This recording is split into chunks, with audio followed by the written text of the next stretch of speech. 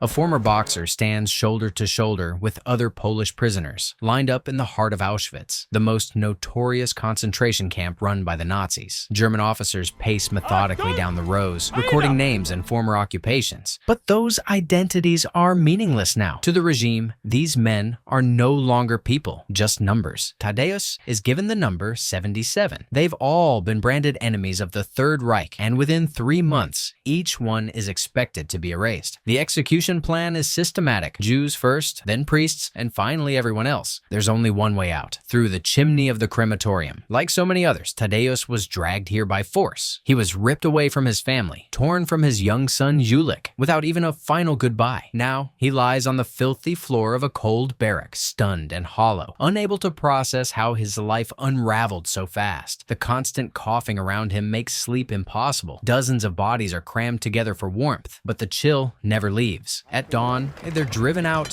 for forced labor. Under the harsh gaze of brutal guards, prisoners swing pickaxes at stone, breaking rock hour after hour. Tadeusz catches sight of a lifeless old man, covered only by a scrap of newspaper. Without hesitation, he slips the paper under his clothes, a thin shield against the bitter cold. Lunch is a watery soup, barely food. Among the prisoners is a boy, barely more than a teen, named Janek. The older inmates, hardened and merciless, constantly steal from him. After the short break, the work resumes. With cruel irony, they're forced to build their own barracks, even stringing barbed wire along the fences that hold them in. One day, an elderly prisoner whispers to others that he has a plan to escape, but a nearby guard overhears. Without a word, the guard smashes the old man's skull with a shovel. He dies instantly. The worst part, it wasn't a German who killed him. It was a fellow Pole. These men, called Polakaj, are prisoners who collaborate with the Nazis, enforcing terror on their own people to survive. The next day, Janek approaches Tadeusz and shyly admits he once saw him box on television. Back then, during the Polish championship, the crowd called him Teddy for his resemblance to an American fighter. Janek still remembers how Tadeusz lost by decision, and he believes it was unfair. But the former boxer doesn't want to look back. In this place, the past means nothing. Everyone here is equal in suffering, and there are no victories left to chase. He warns Janek, if he doesn't fight for his food, he won't make it. Not long after, Tadeusz is ordered to assist at the home of a German officer. Inside the camp itself stands a lavish mansion, complete with servants and elegant furniture. A young German boy rushes down the stairs, followed by his mother, a woman who relishes the power she holds, barking orders with icy authority. Tadeusz lingers for a moment, taking in the stark contrast. The luxury surrounding him feels like another world. His eyes catch a bowl of apples. Quietly, he pockets a couple and leaves before anyone notices. Back at the workshop, he tosses one of the apples to Janek, who bites into it with desperate hunger. But when he notices an older man nearby, Eric, he tears off a piece and offers it to him. Tadeusz exhales, weary. The boy has a good heart, but in a place like this, kindness can be fatal. Without a word, Tadeusz gives Janek his own apple. That's when German soldiers storm in. The theft hasn't gone unnoticed. Officer Gerhard orders that the prisoners be dragged outside. Punishment is coming. Without warning, the first group of 3 prisoners is executed right on the spot. Cold and swift. Then, Tadeusz, Janek, and Eric are pulled forward to face the wall. The old man is ordered to balance an apple on his head. A single gunshot echoes. The bullet tears through Eric's skull, killing him instantly. The German officer didn't even bother to aim properly. It was never about precision. Now, it's Tadeusz's turn. He's expected to follow blindly, to submit to the same twisted game. But instead, he takes the apple and calmly starts eating it, right in front of the officer. If these are his final moments, he'll at least enjoy his last meal. Janek, standing beside him, suddenly recites a line from William Tell, a play his father once read to him. In the story, the hero is forced to shoot an apple off his son's head, an act of impossible precision and control. The boy's unexpected knowledge and composure catch the officer off guard. Something about it makes him pause. Slowly, he lowers his pistol. The execution is canceled, but not without punishment. Both Poles are sentenced to 50 lashes and reassigned to the penal labor unit. A secretary complains, noting that the officer had already recorded 5 deaths instead of 4. Gerhard doesn't argue. He simply walks over and shoots a random prisoner in the head. Just like that, the numbers match again. Then, it's time for the whipping. Janek is forced onto the table, and Tadeusz is made to watch and count each strike. As the lashes fall, Gerhard rifles through the belongings of the dead, casually inspecting a small pendant and a child's toy monkey. That night, Yannick lies shaking in pain, his back torn open by the brutal beating. Tadeusz stays close, trying to comfort him, but guilt hangs heavy on his shoulders. He knows the stolen apple brought all this upon the boy. Still, in this nightmare, they're lucky to be alive at all. Elsewhere in the camp, Jewish prisoners are lined up and led away. They're told they're going to the bathhouse for a hot meal and a proper wash. The group includes women and children. Outside the chamber, they remove their clothes, then the heavy iron doors shut behind them. But there is no water, no food, only the slow release of poisonous gas. The next morning, the prisoners are forced out even earlier than usual and marched back to the stone quarry. Hunger and exhaustion weigh on every movement. Their tools slip in weak hands, progress slow and painful. A Polish collaborator, one of the Polakaj, throws a piece of bread on the ground just to watch them fight over it. Desperation makes beasts of the broken. Tadeusz and Yannick stick close, careful not to draw attention, but the guards are never finished humiliating them. Soon, pairs of starving men are ordered to face each other and slap one another across the face. The winner is promised a piece of sausage, but when one man collapses, the victor gets nothing. It's all just a game. Then one of the Polakaj, eager for more amusement, points at Tadeusz and orders him to step forward. He's put up against the previous winner, who swings at him, but the former boxer dodges easily. The man tries again, misses, and suddenly, the guard himself steps in, throwing a punch at Tadeusz. He dodges that too, and the man stumbles, crashing to the ground under his own weight. The guards are furious and ready to punish him, until another Polakaj named Walter steps forward. He's intrigued by Tadeusz's reflexes and challenges him to a fight. If the prisoner wins, he'll be rewarded with bread. Tadeusz hesitates. He knows that hitting a guard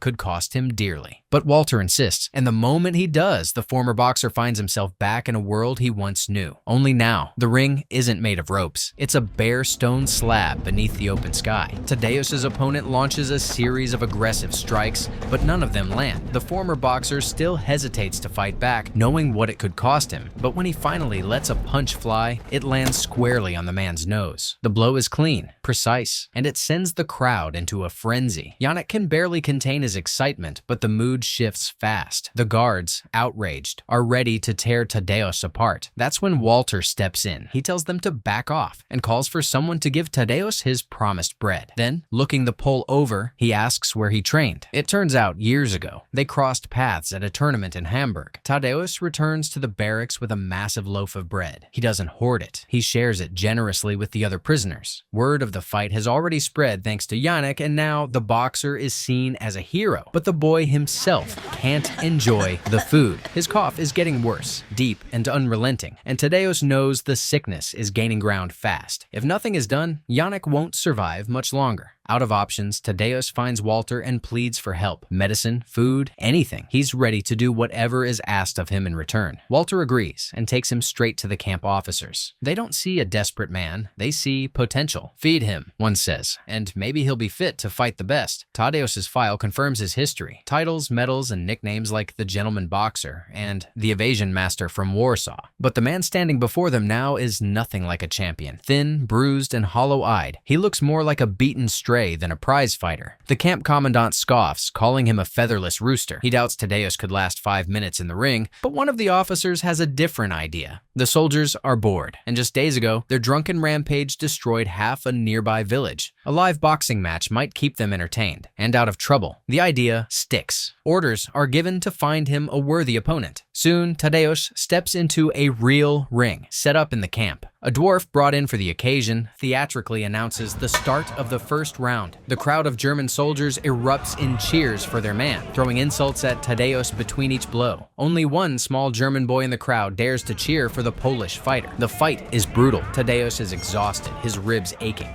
and by the end of the first round, a deep cut has opened above his eye. His opponent is heavier, better fed, and fueled by adrenaline. The second round begins, and the attacks keep coming, but the old instincts haven't left him. Tadeusz ducks, weaves, slips beneath the German's arms, and finally spots an opening. He counterattacks with precision, forcing his opponent into the corner. Blow after blow lands clean. The crowd falls into stunned silence as Tadeusz claims his first victory in the ring. Not just a fight, but a moment of dignity in a place place built to strip it away. As a reward, he's given several loaves of bread. Walter, impressed, arranges for him to be reassigned to the stables. It's still labor, but far less punishing than the stone quarry. Tadeusz reminds him of the deal. Janek needs medicine. Walter allows him to visit the infirmary under his name. There, while doctors stitch up his wounds, Tadeusz meets a young female prisoner named Helsia. She assists the camp doctor and has a quiet strength about her. She lost both parents in the war, and now the doctor watches over her like a guardian. Before leaving, Tadeusz asks for medicine for Janek. The doctor agrees without hesitation and even gives him enough for others. In one of the few acts of humanity in the camp, a flicker of hope returns. There's a separate space for the sick, barely a ward, more like a final stop for the dying. As Tadeusz steps outside, fellow prisoners gather around him, already buzzing about his victory. Beating the German boxer wasn't just a win, it was a small act of rebellion. When he enters the infirmary, the scene is bleak. A few prisoner doctors are doing what they can, trying to keep death at bay with almost nothing to work with. Inside the infirmary, the scene is devastating. The sick lie directly on the floor, bleeding, groaning, and writhing in pain. The pitiful scraps handed down by the camp administration, bandages, and a few aspirin tablets barely keep anyone alive. The doctors, desperate but still grateful, thank Tadeusz for the medicine and quietly suggest that Janek be transferred to the German hospital. If Tadeusz can secure more supplies, they promise to make the move happen. It's risky. Tadeusz knows that. But with Janek's life hanging by a thread, he doesn't have the luxury of hesitation. He'll have to act. Meanwhile,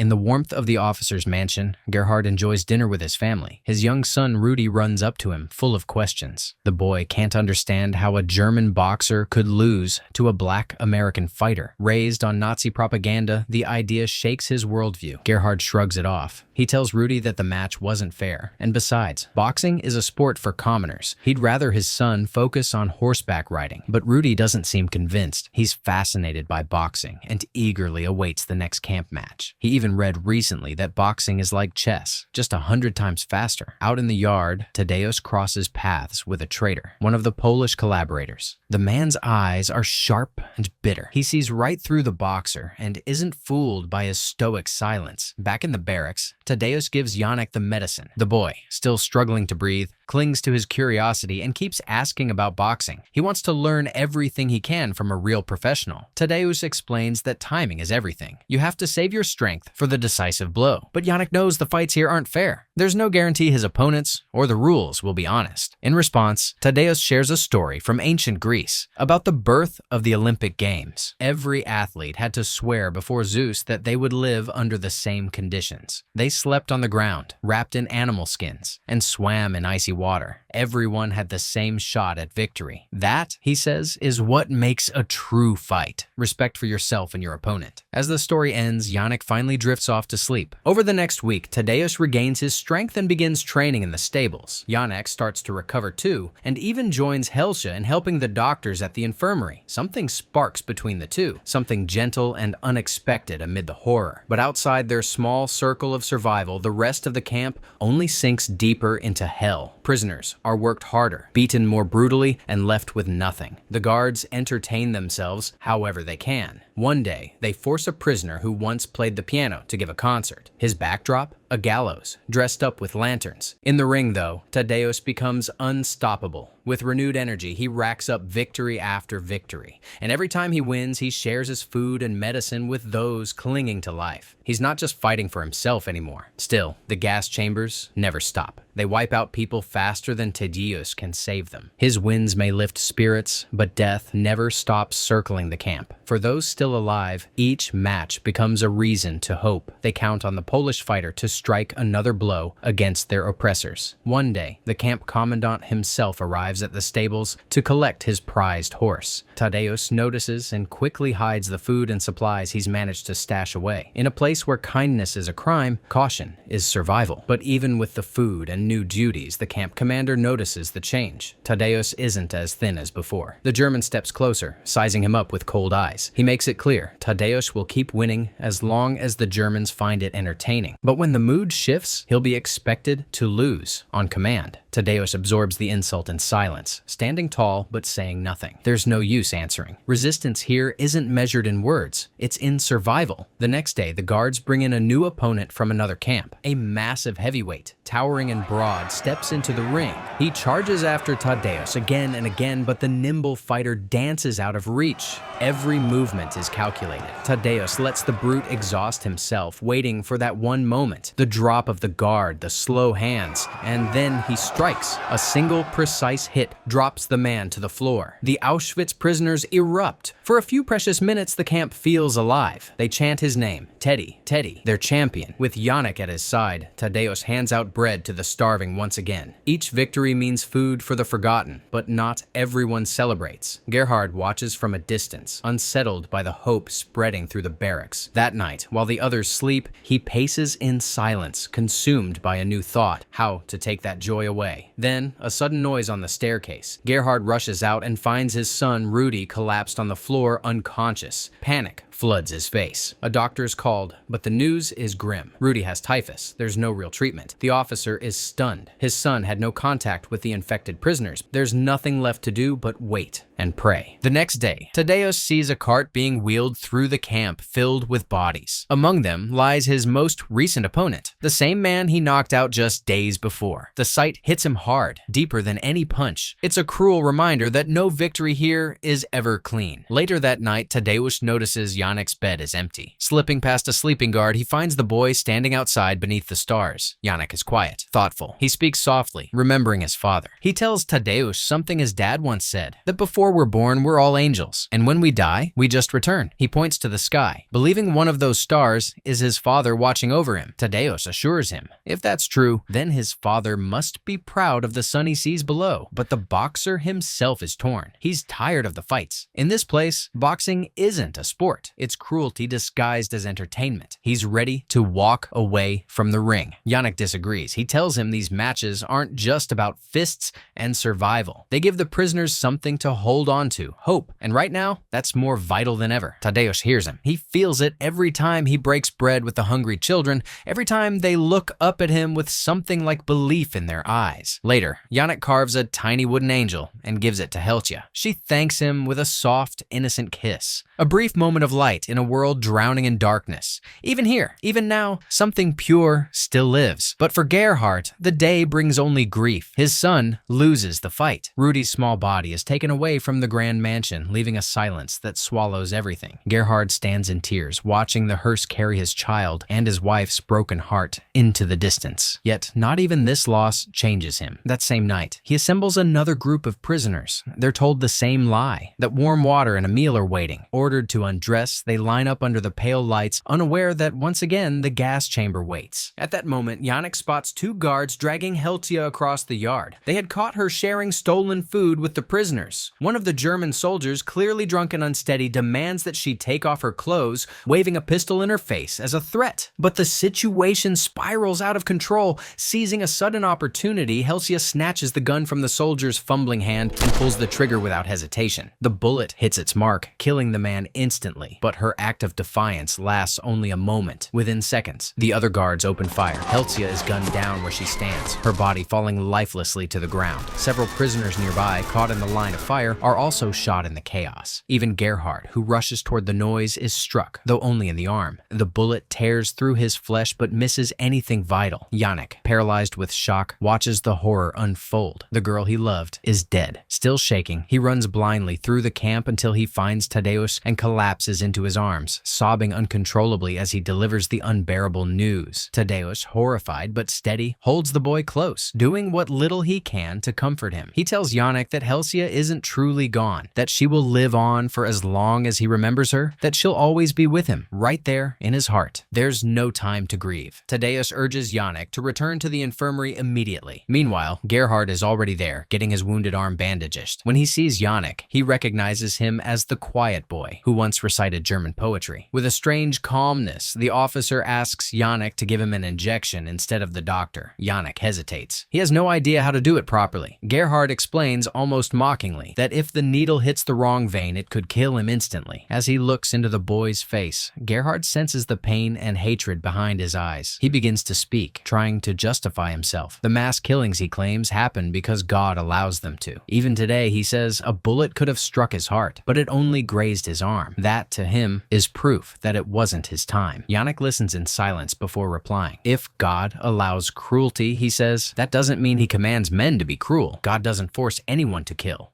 Gerhard doesn't like the answer. Without another word, he orders that Janek be taken out of the infirmary for punishment. The next morning, Tadeusz works under Walter's supervision. While carrying out his duties, he notices a German soldier violently beating prisoners. The man is instantly recognizable. It's the Hammer, a former German boxing champion known for ending fights with a single devastating punch. Walter warns Tadeusz to stay away, but the boxer has already made a decision. He walks straight to the camp officials and demands a match. He wants to face the Hammer in the ring. If he wins, Janek goes free. If they refuse, he tells them he'll stop fighting altogether. No more shows. No more amusement for the guards. The commandant, amused, agrees. He declares that the fight will take place that very evening in front of the entire camp. And this time, he promises the Pole will lose. As evening falls, the makeshift ring is prepared. Prisoners themselves serve as human posts, holding up the ropes. Walter, as always, steps in as the referee. Tadeusz and the Hammer take their positions, opposites in every way, and the match begins. Tadeusz moves quickly, using every ounce of speed and agility he has, but his blows seem to bounce off the bigger man. The Hammer barely reacts. Then he swings, missing Tadeusz but accidentally knocking out one of the prisoner posts standing in the corner. The German spectators laugh. They find the accident hilarious. Tadeusz isn't so lucky. The Hammer lands a heavy punch to his ribs, and the pain drops him to one knee. But he doesn't stay down for long. Rising through the pain, he lashes out with a flurry of punches, catching the German clean in the face. The Hammer staggers back, but the end of round bell saves him from further humiliation. The prisoners watching erupt with chants of "Teddy! Teddy!" Their voices echo through the yard, loud, defiant, and full of hope. It infuriates the camp officers. Tadeusz searches the crowd, hoping to catch a glimpse of Janek. But the boy is nowhere to be seen. Fear creeps in, tightening in his chest. Still, he pushes it aside. There's no time to think, only to fight. He takes a deep drink of water and prepares to step back into the ring.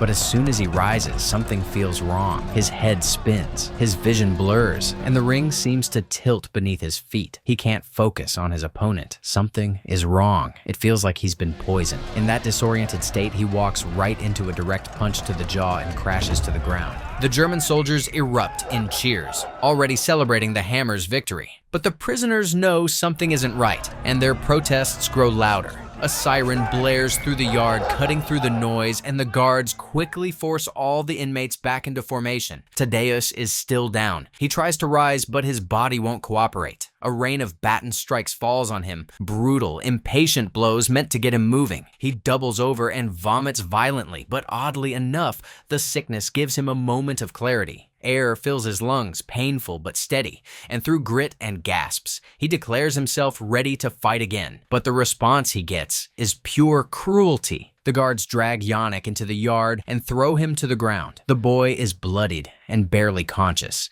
beaten nearly to death. The camp commander tells Tadeusz that if he wants to keep fighting so badly, then Janek will be his next opponent. Tadeusz freezes. He refuses. There's no world in which he'll raise a hand against the boy. The commander doesn't flinch. If Tadeusz won't fight, he threatens to shoot Janek on the spot, then him next. Janek doesn't move either. Shaking, wounded, he can't bring himself to fight the man who's protected him like a brother. The order is given. One of the camp's collaborators, standing quietly behind them, pulls the trigger. The shot rips through the silence and ends Janek's life. Tadeusz screams, a raw, inhuman sound. Guards move in, and a rifle stock cracks against his skull. He drops to the ground, unconscious. Later, they tie him upright to a post and leave him there overnight, arms bound tightly above his head. Around his neck, they hang a wooden sign that reads "Champion," mocking his resistance as a warning to any other prisoner foolish enough to dream. At some point during the night, Tadeusz stirs. His swollen eyes catch the sight of another line of prisoners being marched to the gas chambers. The cries of women, children, and the elderly blend into a rising wail, hopeless, endless, unstoppable. By morning, he's untied and dropped to the ground. He can't stand. His muscles fail him. But eventually, strength returns just enough for him to drag himself toward the cremation pit. He sifts through the ash-covered earth, trying desperately to find Janek's body, but it's hopeless. The remains are indistinguishable, just scorched fragments in a mass of death. Crushed by grief, Tadeusz collapses into the ash and lets himself sink into it. All of it. Every victory, every ounce of effort feels pointless. The camp had dangled hope in front of him like a carrot on a string, only to rip it away for their own amusement. He realizes now he'd stepped into their trap voluntarily, believing he could beat them at their own game. But then his eyes catch something blackened and familiar in the ash. The angel figurine. The one Yannick had carved for Helsia. He picks it up, charred but intact, and something in him hardens.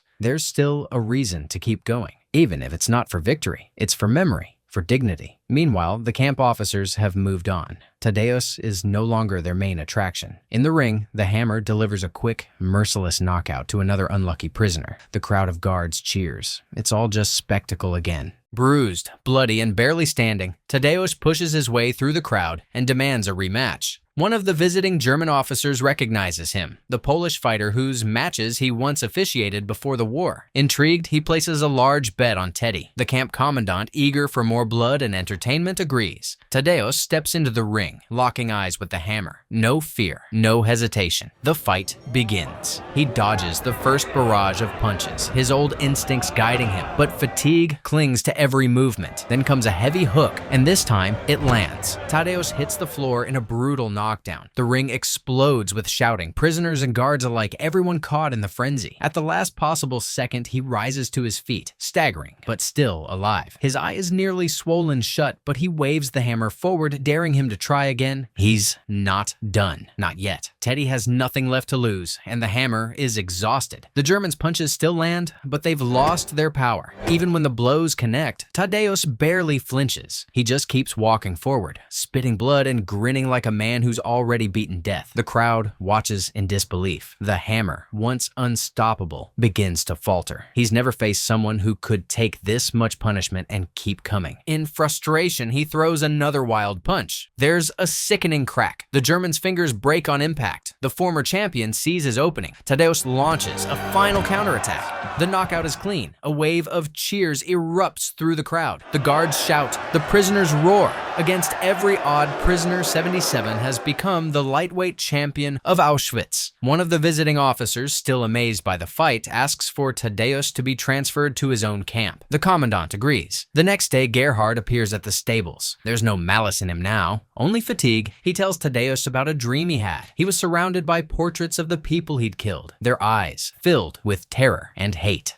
But when he tried to tear the portraits down, he realized the frames weren't frames at all. They were windows. He then informs Tadeusz that his transfer has been approved. Before leaving, Gerhard hands him something unexpected. His son, Rudy's scrapbook, filled with newspaper clippings about boxing. The same boy who once couldn't understand how a German could lose, now left behind a quiet tribute to a Polish fighter who never gave up. As Tadeusz walks away from the camp, everyone watches. There is no envy, no resentment, only respect. Even in hell, dignity could survive. In the months that followed, Tadeusz continued fighting in camps across the region, used by the Nazis as a performer. But after the war ended and the Allies crushed the Nazi regime, he finally stepped out of the nightmare. He returned home to Warsaw. There, he found peace. Not in the ring, but in passing on the craft he loved. He opened a small gym and began training children, teaching them not just how to fight, but how to endure, to rise, and to stand for something. And for the rest of his life, on the table in that modest gym, stood a single figure, blackened by fire, carved from wood, and shaped like an angel, a gift from a boy named Yannick, who never left his side even after death.